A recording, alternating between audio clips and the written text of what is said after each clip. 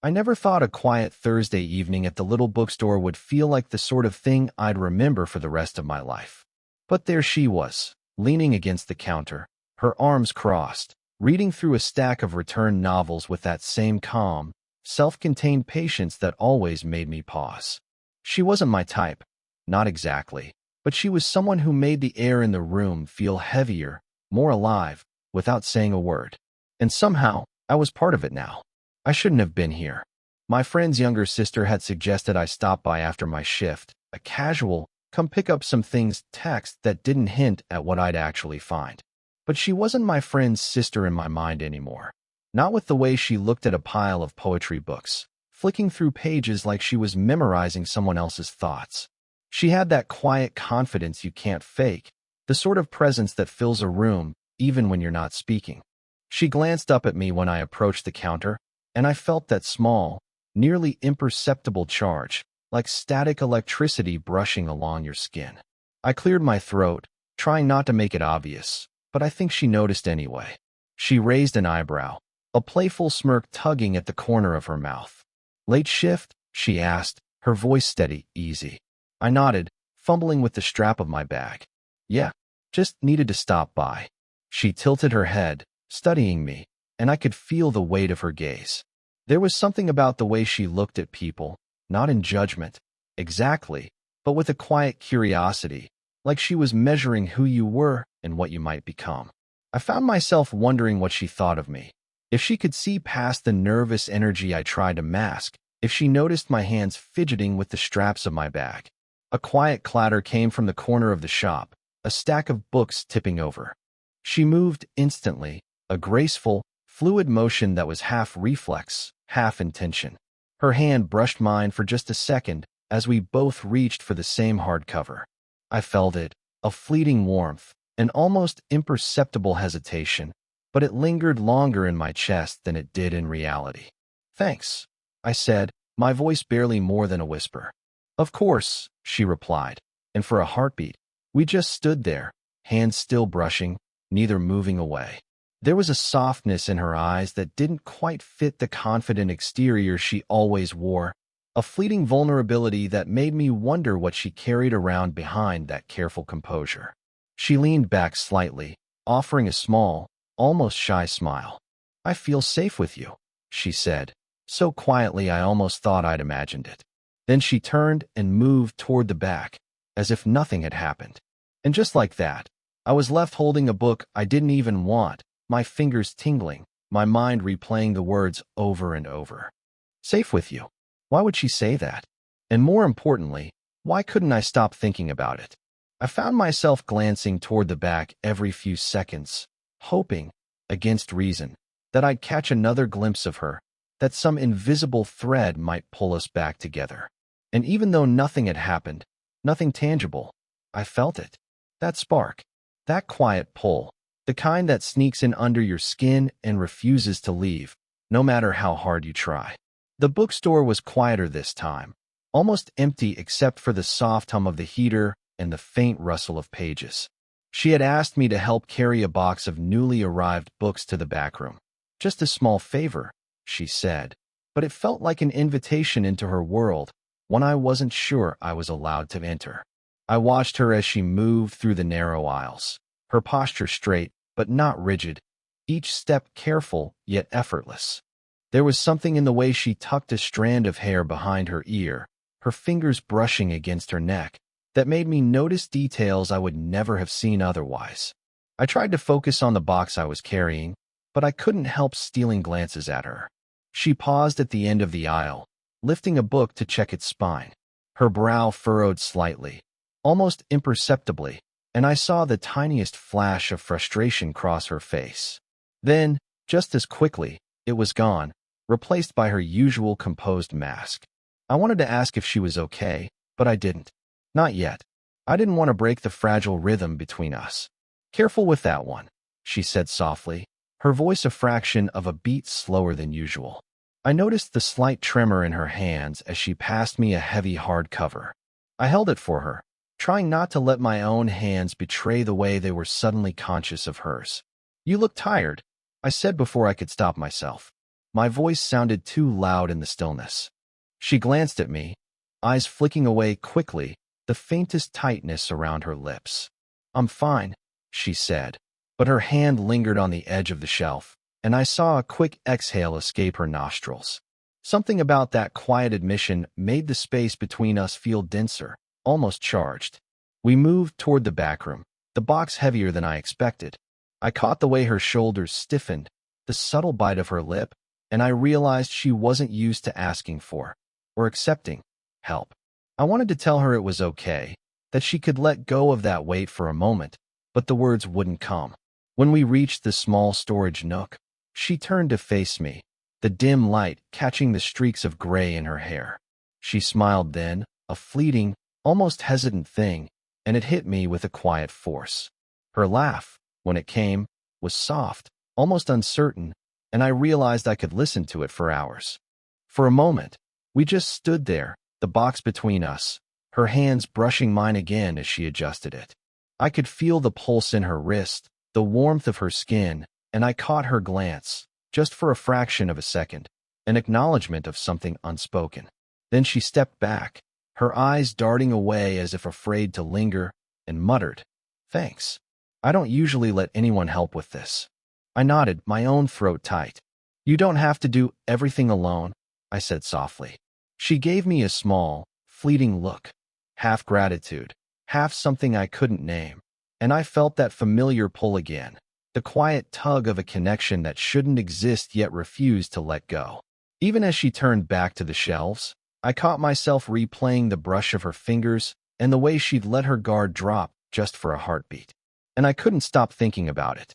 The rain had started slowly at first, soft taps against the windows of the little cafe she liked, but by the time I arrived, it was a steady drum.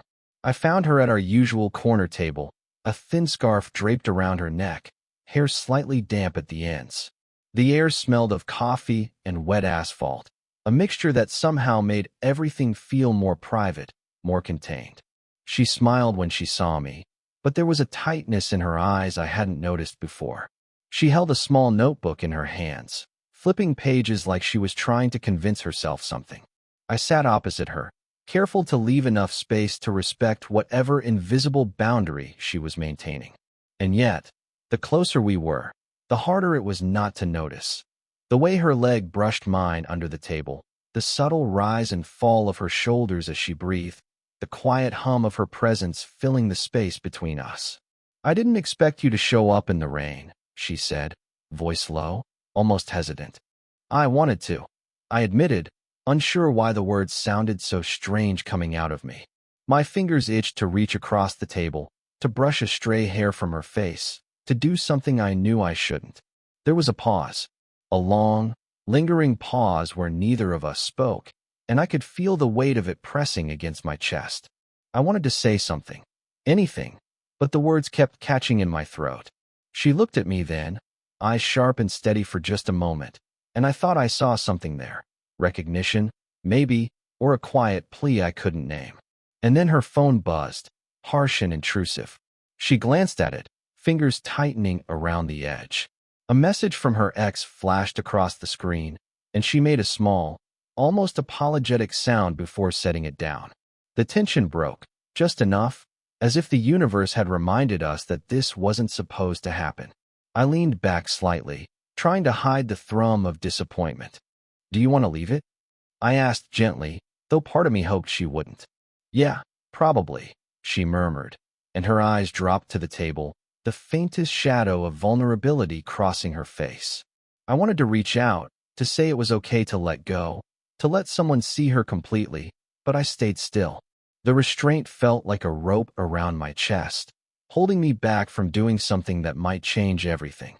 We sat like that for a few more moments, the rain tapping steadily, the cafe quiet except for the occasional clatter from the kitchen. Our hands brushed again as she shifted the notebook, and I could feel the electricity of it, a tension neither of us named, but both acknowledged. And then she glanced up at me, a half smile, half question in her eyes, and I knew that if I moved just an inch closer, just a single step, I might cross a line neither of us were ready to define. I didn't. Not yet. But my chest ached with the knowledge that the space between us had never felt so charged, so impossibly alive.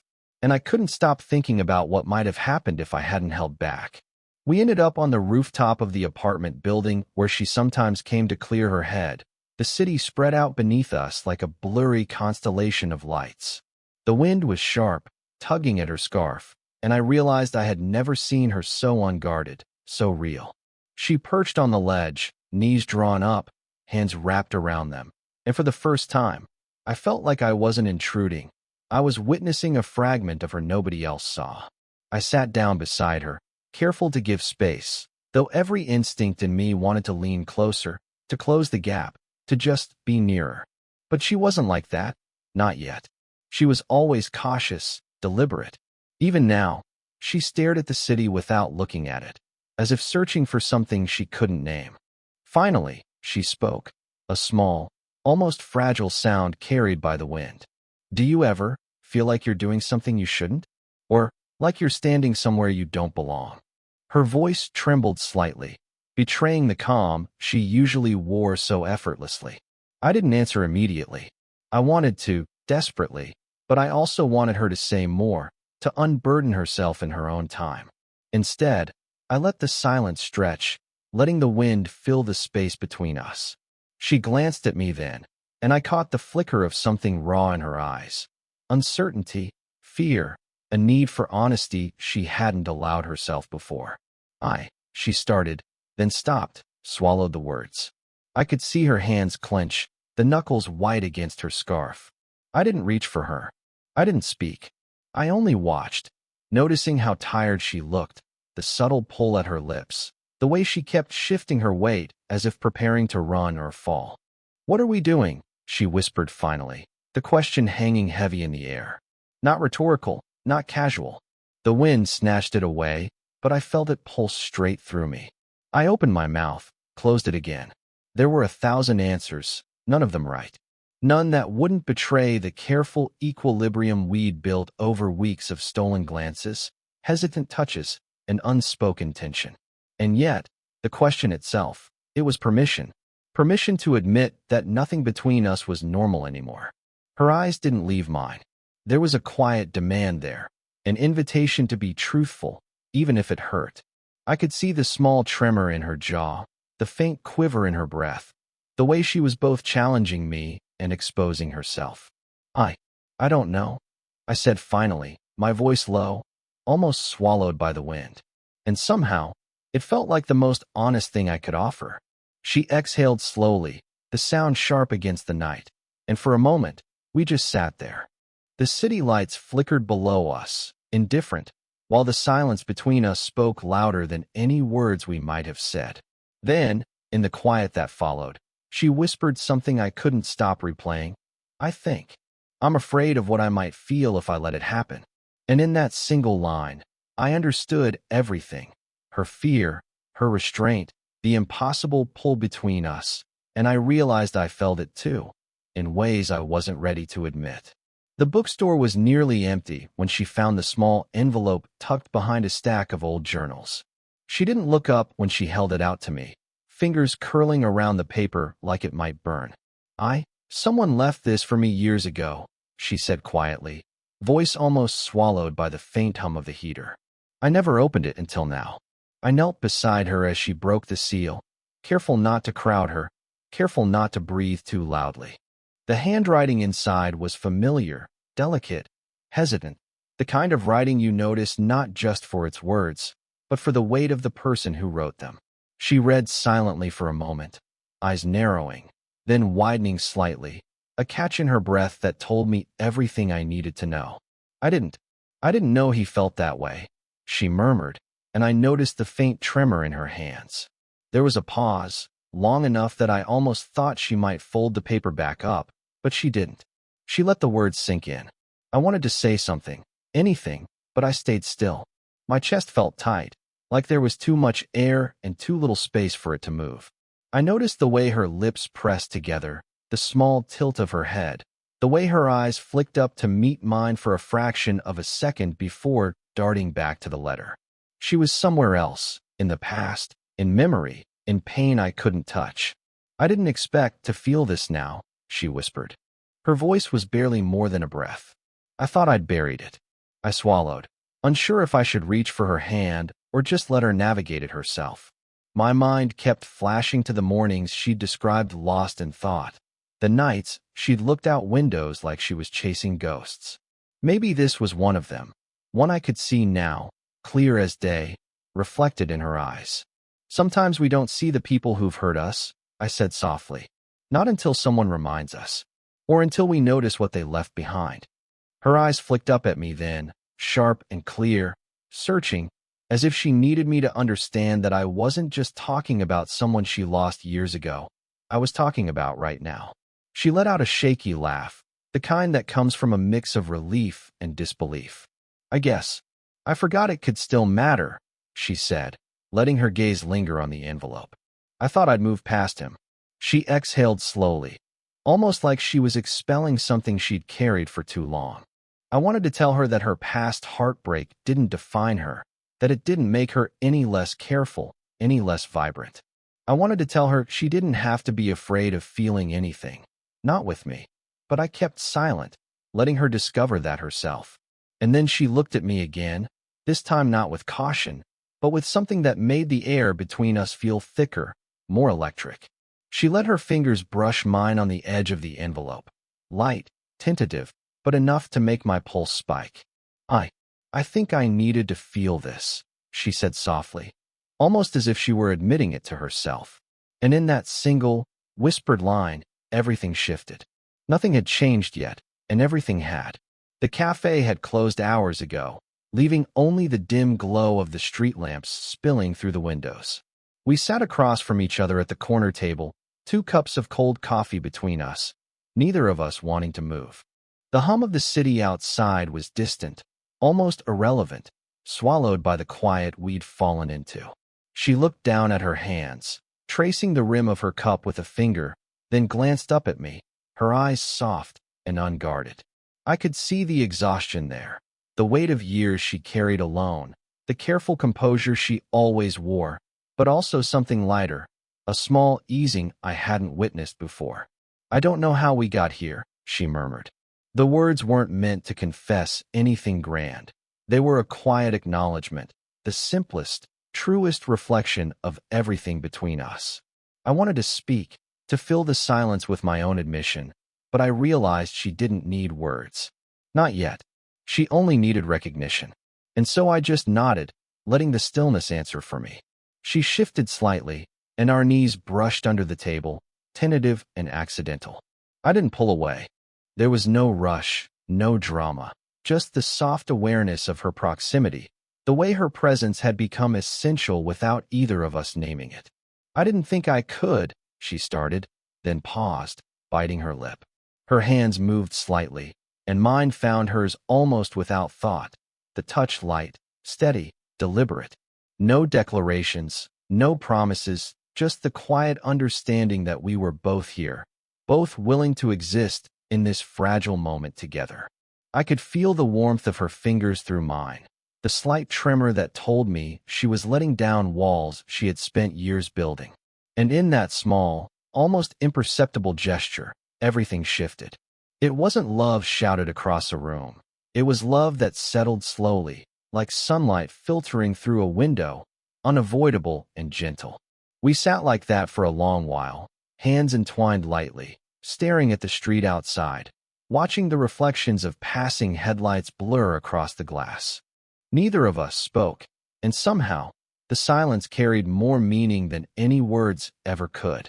"I think this feels right," she said at last, voice soft, almost a whisper.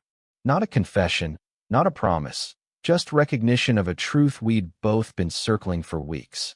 I squeezed her hand, careful, reverent, and nodded. "Yeah," I said, my voice low. "It does. The rest of the world, the past heartbreaks, the unspoken rules, the fear of consequences, slid away in that shared space. It wasn't perfect, and it wasn't easy, but it was ours, quiet and earned." She leaned slightly, brushing her forehead against mine in a fleeting, careful gesture, and I felt the tension of weeks, months, dissolve into something steady and unshakable. We stayed like that, breathing together, letting the moment carry us, letting it exist without needing to name it beyond what it was. And when the night finally edged toward dawn, we remained there, side by side, hands touching lightly on the table, knowing that the slow, quiet collapse into something real had finally happened. I still remember the first time she whispered, "I feel safe with you." It was such a small thing, almost inconsequential, and yet it set off a chain of moments I can't stop replaying. Sitting here now, years later, I realize how little we needed grand gestures, just those quiet fragments of honesty, the pauses, the accidental touches, the shared silences. That was enough to change everything. She's changed too, not in dramatic ways, but in the subtle, almost invisible ones. She laughs more easily now, lets her guard drop when it's safe, and sometimes I catch her looking at me the way she used to look at old books, curious, patient, searching.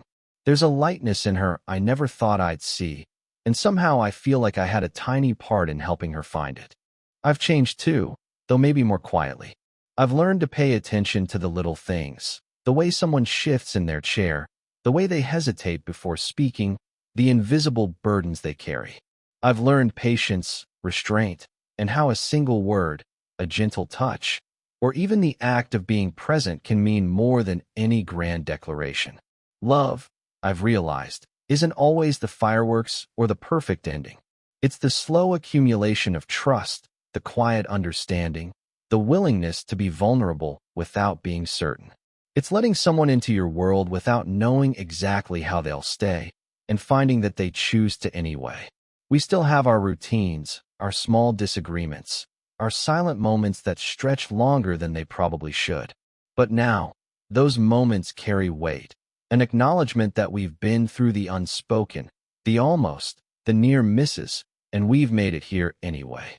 We're not perfect, but perfection isn't what drew us together.